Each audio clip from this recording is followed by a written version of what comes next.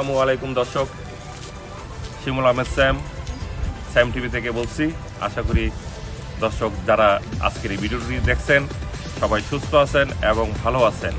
আমি আজ নিয়ে আসলাম একটি নতুন ভিডিও। আমি এখন দাঁড়িয়ে আছি ইয়ঙ্কার্স আন্টারমেয়র গার্ডেন পার্ক, যা কিনা নিউ ইয়র্ক সিটি থেকে 30 মিনিটের দূরত্ব। এই পার্কটি নিয়ে অনেক বৈচিত্র্যময় হিস্টোরি আছে, যা কিনা আজ আমি আপনাদেরকে এই পার্ক সম্বন্ধে যা কিছু আছে সব তুলে ধরব। আশা করি দর্শক আপনাদের ভালো লাগবে। তাহলে দর্শক চলুন আমরা পার্কটি ঘুরে ফিরে দেখে আসি। ইয়ঙ্কার্সের ওয়ারবাটন এভিনিউ হাডসন নদীর পাশেই এই পার্কটি অবস্থিত। হ্যাঁ দর্শক, আপনাকে এই প্রবেশপথ দিয়ে পার্কটির ভিতরে চলে যেতে হবে। যখন আপনি পার্কটির ভিতর চলে যাবেন তখন দেখবেন যেন শিল্পে আঁকা প্রকৃতির কি নিদর্শন, অপরূপ দৃষ্টিভঙ্গি, এত সুন্দর আপনার মনটি জুড়িয়ে যাবে।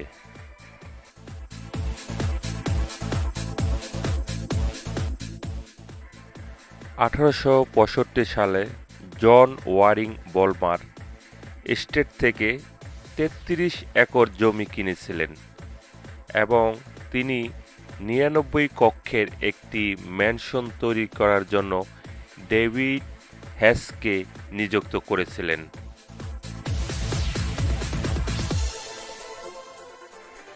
জন ওয়ারিং ছিলেন বিশ্বের বৃহত্তম হাট কারখানার মালিক।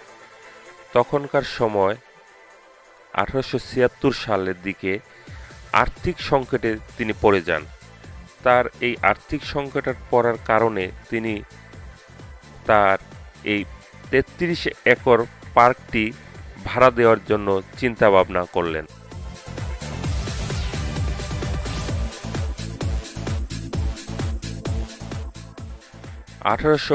সালে স্যামুয়েল জে টিলডেন, প্রাক্তন গভর্নর এবং ব্যর্থ রাষ্ট্রপতি প্রার্থী, জন ওয়ারিংয়ের কাছ থেকে প্রথমে তিনি ভাড়া নেন, পরে তারপর তিনি এটি কিনে নিয়েছিলেন।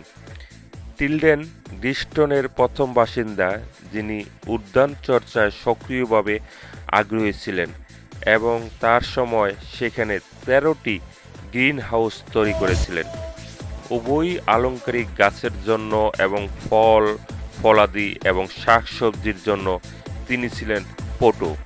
1886 সালে টিলডেন মারা যান।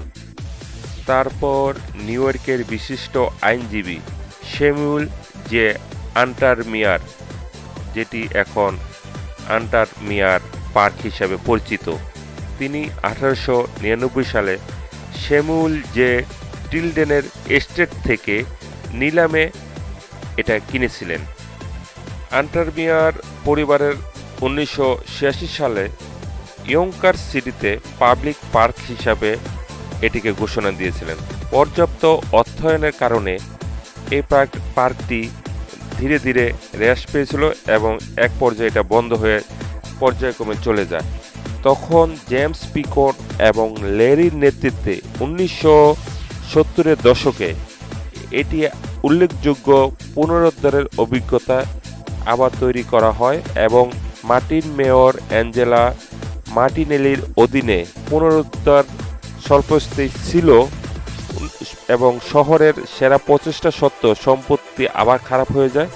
1990-এর দশকের মাঝামাঝি সময় ওপেন স্পেস ইনস্টিটিউট কাজ করা কমিউনিটি নেতৃবৃন্দ নর্টেড স্পেডো এবং জো কাজলস্কি মেয়র টেরেন্স জালেস্কির অধীনে নগরটি উদ্যানের জন্য 43 একর গঠনের পর থেকে এই পার্কটি আবার গঠন তৈরি হয় এবং জনসাধারণের জন্য উন্মুক্ত করা হয়।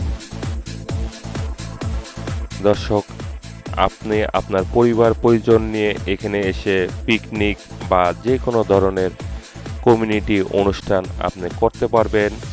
এখানে কোনো পার্কিং ফি নেই এবং কোনো রকম চার্জ বা কোনো কিছু নেওয়া হয় না।